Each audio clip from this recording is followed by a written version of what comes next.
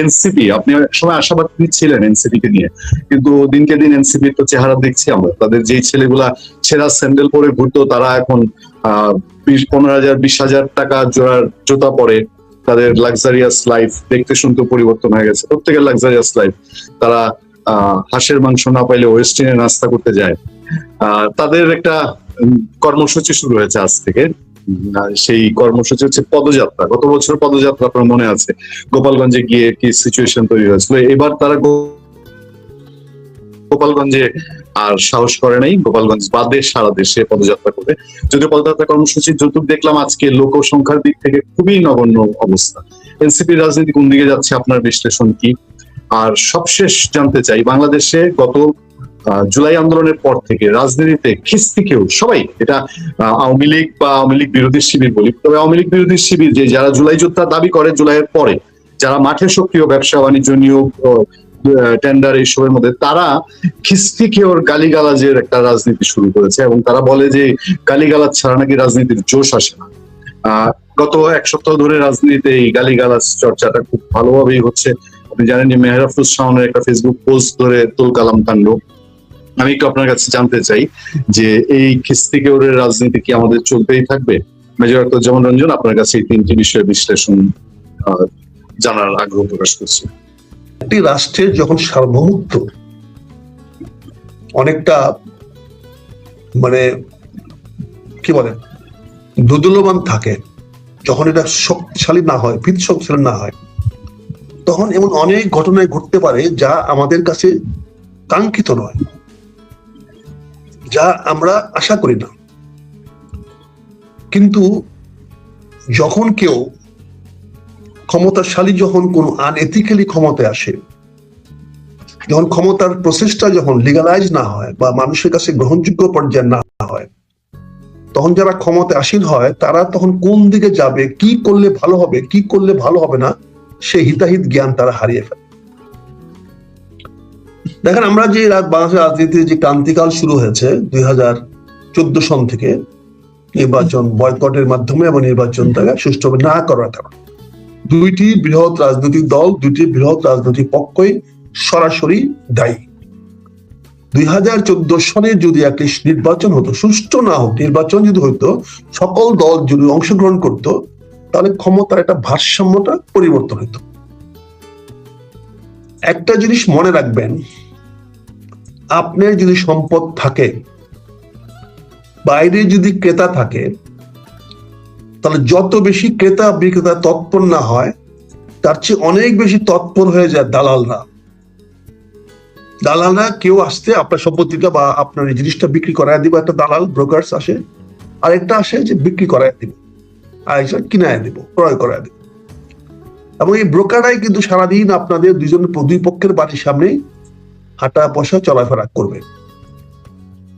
2014 সনে নির্বাচন না করার কারণে যে অচলাবস্থা সৃষ্টি হয়েছে, রাজনীতি যে একটা মানে কি বলে যে জনগণের ইচ্ছার যে কোনো দাম নাই, এটা যখন হয়েছে, তার ধারাবাহিকতা কি দেখেছি আমরা 18 দেখেছি, 24 দেখেছি।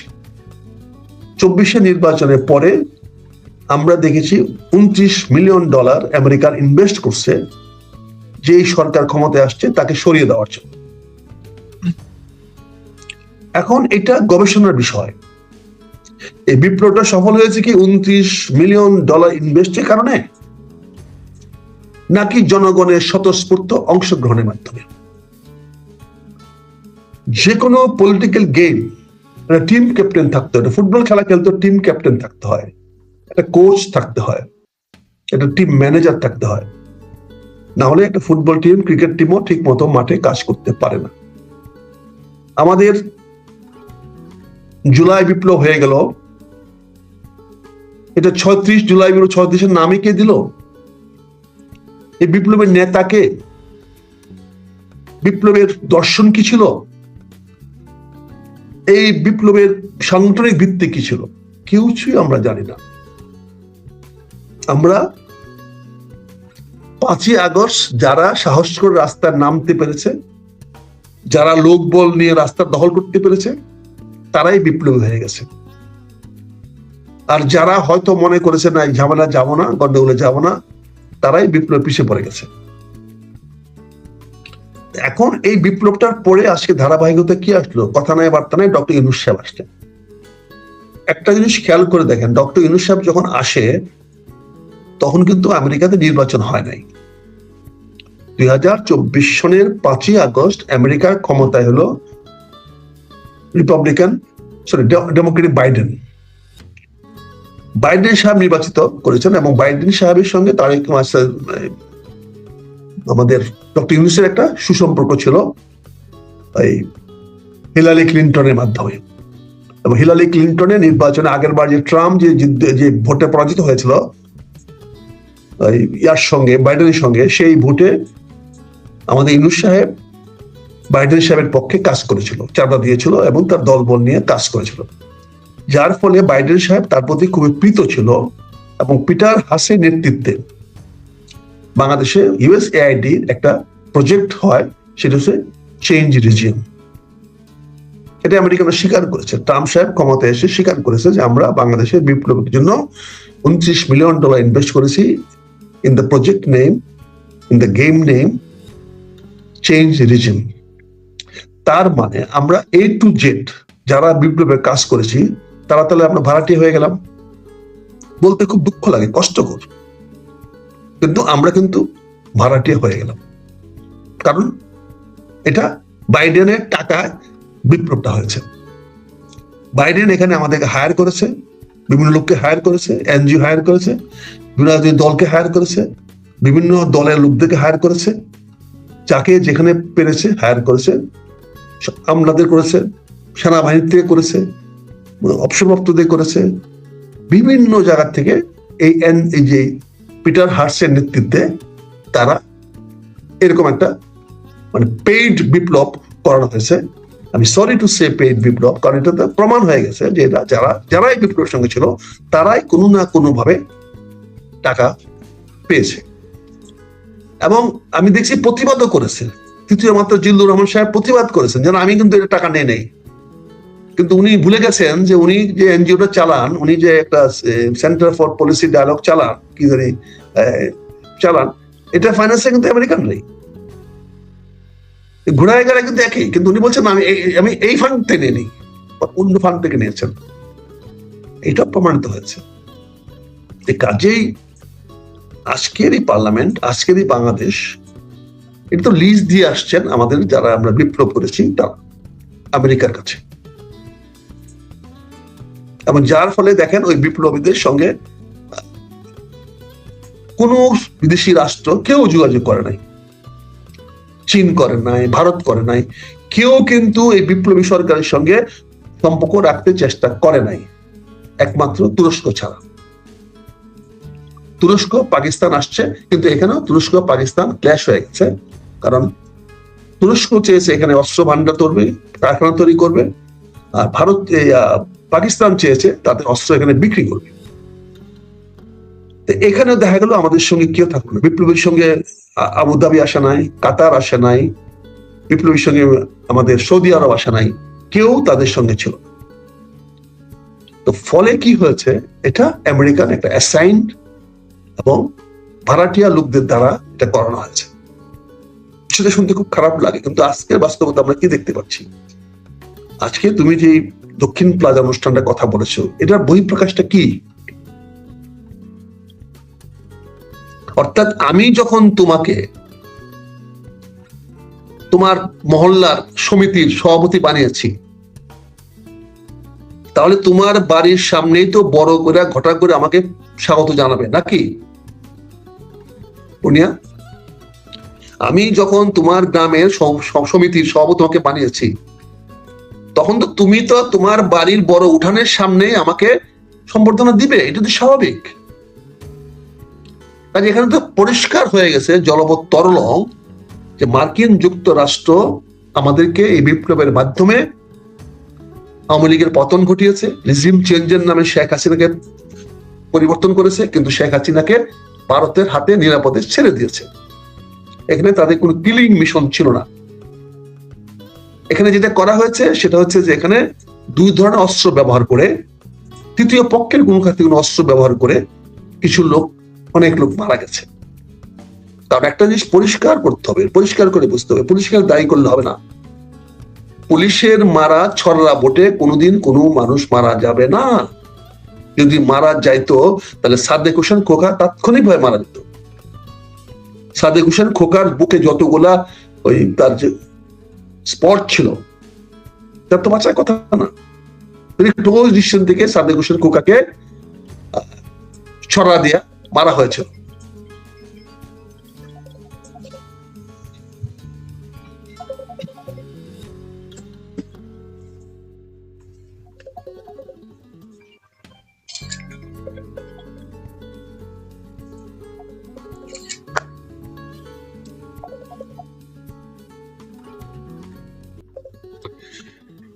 কাজেই আমাকে জিনিসটা বুঝতে হবে।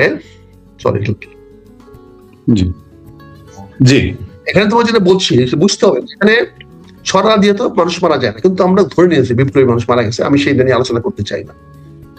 এখন দেখা যাচ্ছে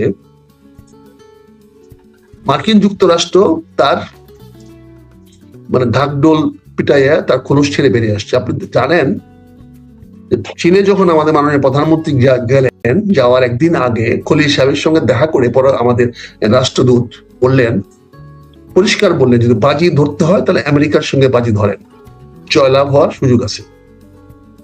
তার মানে বলে দিল যে আমেরিকার বাজি না ধরলে আপনারা টিকতে পারবেন না।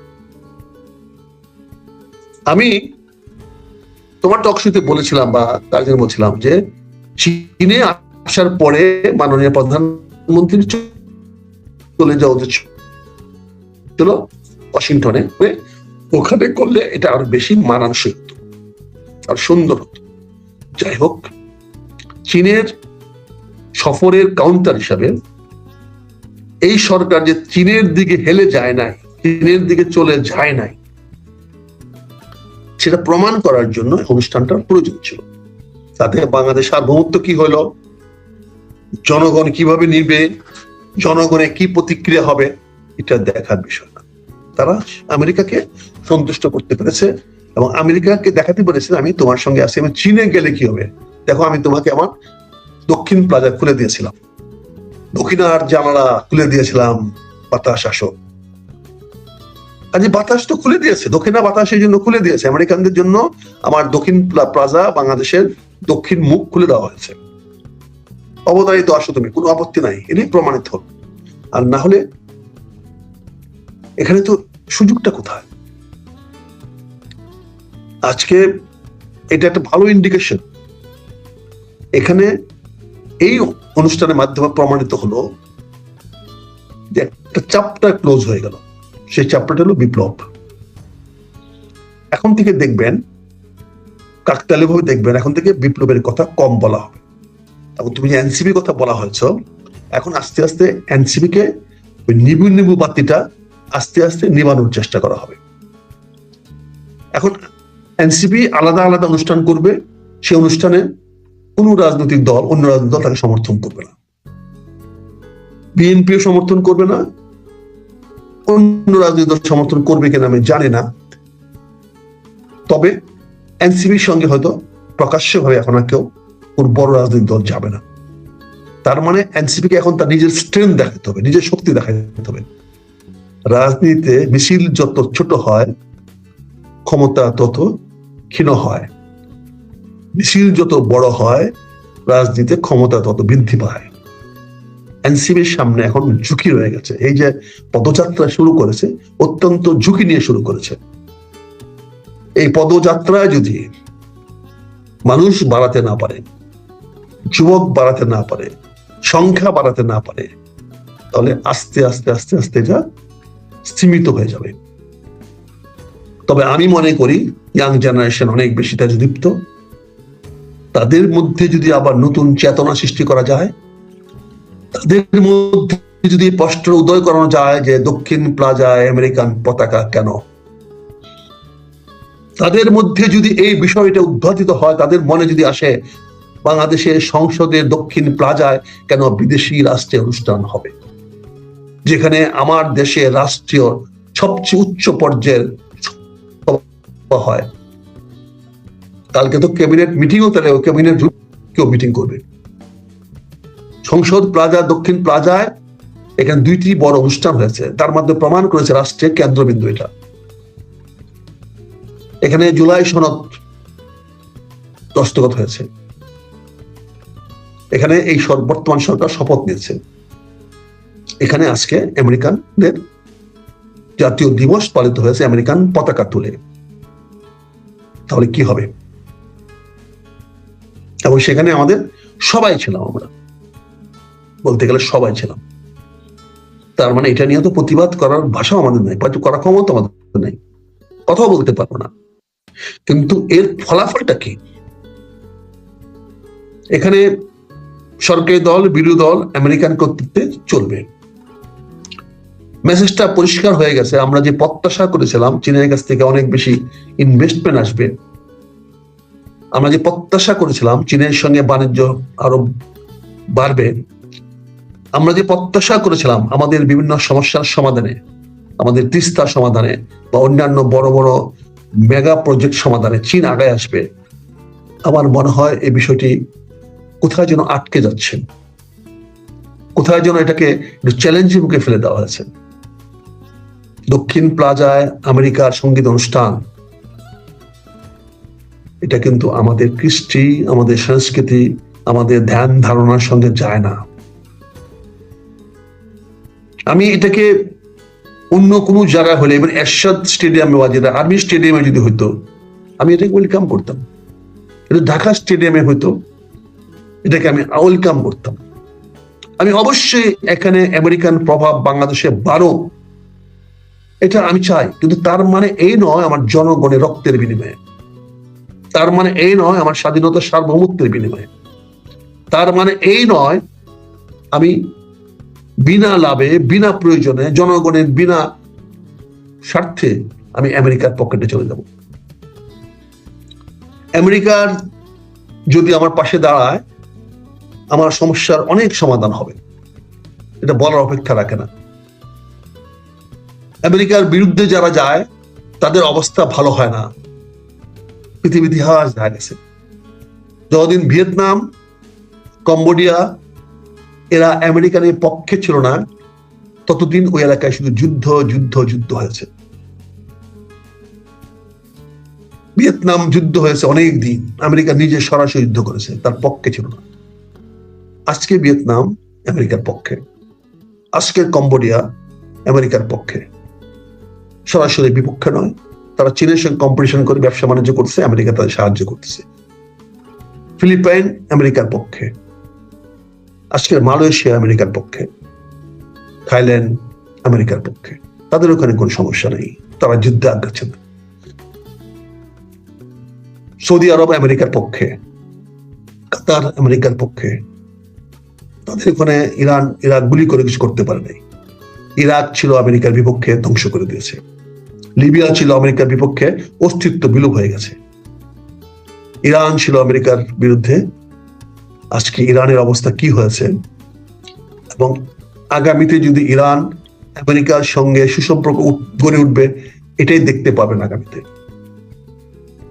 সৌদি আরবের মতো ইরানও আমেরিকার সঙ্গে সুসম্পর্ক রেখে চলবে, যেমন আফগানিস্তানে দেখতেছেন কি হচ্ছে। আজকে আফগানিস্তানকে গুলি করে মারতেছে পাকিস্তান, যে আফগানিস্তানের পক্ষে ছিল পাকিস্তান, আফগানিস্তানকে এতদিন ভিয়েতনাম যুদ্ধের পরে বড় যুদ্ধ আমেরিকানরা আফগানিস্তানে করেছে, সে আফগানিস্তান তার সরে গেছে। এখন আফগানিস্তানকে তাদের ভালো সম্পর্ক, পাকিস্তানের সঙ্গে এখন কন্ড লাগিয়ে দিয়েছে। কাজেই বাংলাদেশ যদি আমেরিকার সঙ্গে না থাকে, সম্পর্ক ভালো না থাকে, তাহলে আমাদের বিপদ হওয়ার সম্ভাবনা আছে। আমরা ইতিমধ্যেই এত উগ্র হয়ে গেছি, এই যে গালাগালি কথা বললাম, আমাদের গ্রাম্য পলিটিক্স বাংলাদেশের রাজনীতি চলে আসছে। বিভিন্ন সোশ্যাল মিডিয়া মাধ্যমে গ্রামের অশিক্ষিত এবং সাধারণ লোকেরা, যারা লেখাপড়া জানে না, যাদের জ্ঞান সীমিত, যারা কোনো কিছু গভীরে যাওয়ার ক্ষমতা রাখে না, যারা লিপ সার্ভিস দিতে পারে তাদের কারণে তুমি খিস্তি খাচুরি বললো, এটা তাদের স্বাভাবিক ভাষা হয়ে গেছে। কারণ ঢাকা ইউনিভার্সিটিতে আমরা দেখেছি রাতের অন্ধকারে কি মিছিল হয়েছিল, কি অকথ্য ভাষায় মিছিল করেছিল ছেলেমেয়েরা। এটা আমার বিশ্ববিদ্যালয়ের ছাত্র, এরাই তো আজকে পড়াশোনায় যাবে। চিন্তা করেন আগামী দিনে আমাদের পড়াশোনার অবস্থা কি হবে, কোন নিয়ম কারণ কেরা মানবে? এই ইউনিভার্সিটি ছেলেরাই তো আজকে যারা পাশ করবে তারা বর্তমানে বিসিএস পরীক্ষা দিয়ে সরকারি কর্মচারী হবে, তারা তো সব বিপ্লবী হয়ে যাবে। তারা তো কথায় কথায় বিপ্লবের পক্ষে কথা বলবে, তারা তো বিপ্লব ছাড়া কিছু বুঝবে না। বিপ্লব যখন তারা আসবে তখন তাদের বিপ্লবকে ঠেকাবে। এই বিপ্লবী ছেলেগুলো আগামী, ইতিমধ্যে অনেক পুলিশে যোগদান করেছে, সিভিল ক্যাডারে গেছে, এবার বিসিএস পাস করেছে। আগামী 3 থেকে 5 বছরের মধ্যে এরাই তো সব কি পজিশন চলে যাবে, তারা এই বিপ্লবীরা। তাহলে এই বিপ্লবীদের বিরুদ্ধে আরেকটা বিপ্লব করতে গেলে কি অবস্থা হবে? তাহলে আমরা কোন দিকে যাচ্ছি, কিসের দিকে যাচ্ছি?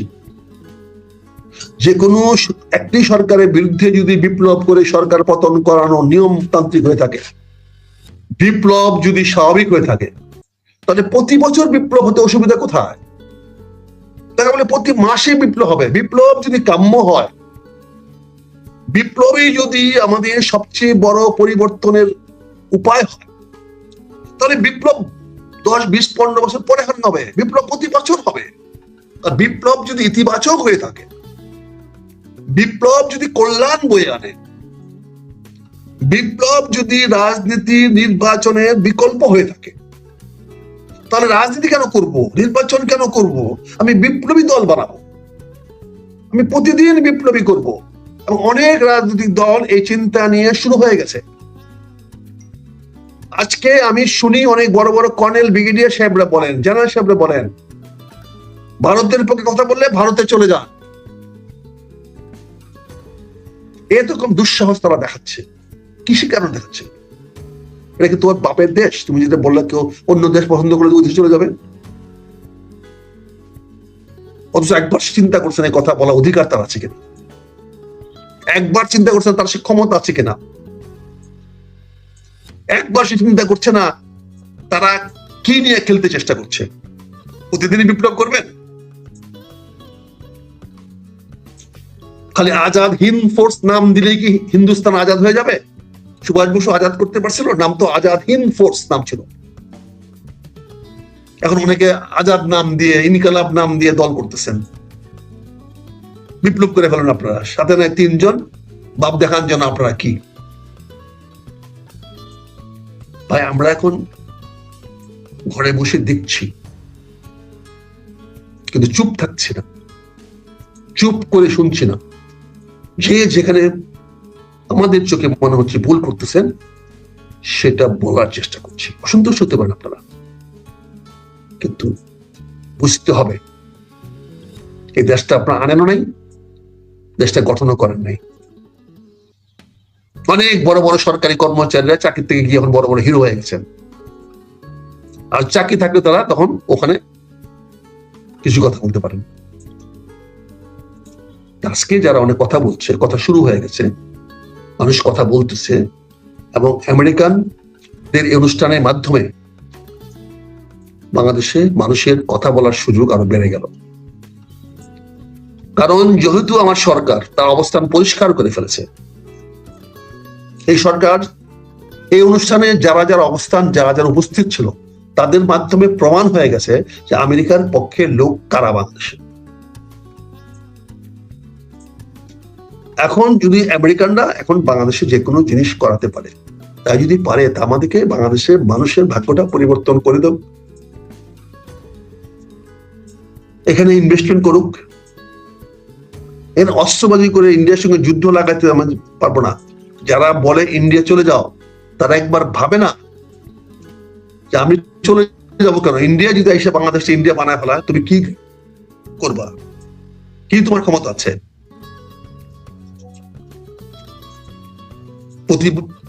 এখন একটা বিপ্লব করেন তো। এখন যে আর্মি নামান, আর্মি কেন নামান? কোথায় কোথায় আর্মি নামাই দিন। কদিন আগে আওয়ামী লীগের মিছিল হবে বলে আর্মি নামাই দিচ্ছেন। আগামী আরেকটা অনুষ্ঠান এখন আওয়ামী লীগ প্রস্তুত নিবে না, একবার দেখলো যে আর্মির নামান, আরেকবার যদি প্রস্তুতি নেওয়ার পরে যদি একটা দুইটা আর্মির উপরে আক্রমণ করে বসেন, প্রস্তুতি নিয়ে রাখে তারা, কি করবেন? এই যে আপনি গোপালগঞ্জ যাওয়ার মতো সাহস দেখাতে পারলেন না মিছিল করার জন্য, তার মানে কি? তার মানে রেজিস্ট্যান্স ক্রিয়েট করতে পারলে, হেডম থাকলে বড় হওয়া যায়।